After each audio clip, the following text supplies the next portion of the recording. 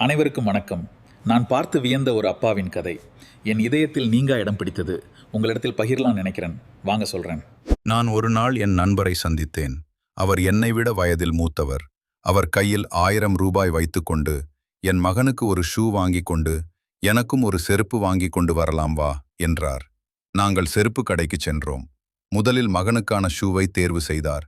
பிறகு அவர் செருப்பு பகுதியில் நின்று, கல்லூரி மாணவன் அணிவது போல அழகான ஒரு செருப்பை எடுத்து ரசித்து பார்த்தார்.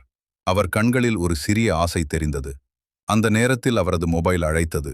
அவரது மகன்தான்.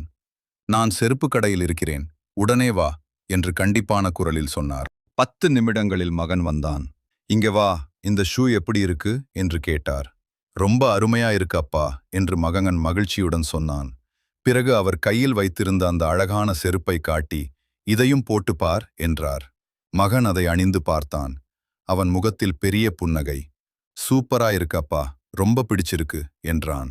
அப்படியா, வாங்கிக்கோ என்று சிரித்துக்கொண்டே கடைக்காரரிடம் அந்த ஷூவும் அந்த செருப்பையும் வாங்கி கொடுத்தார். கடை வெளியே வந்தபோது அவர் கையில் 100 ரூபாய் மட்டும் இருந்தது.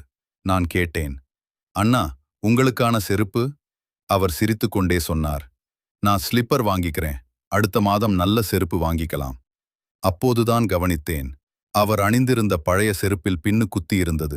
சில இடங்களில் ஓட்டையும் இருந்தது. நாங்கள் பேசிக் கொண்டிருக்கும்போது மீண்டும் போன். மறுபடியும் மகன்தான்.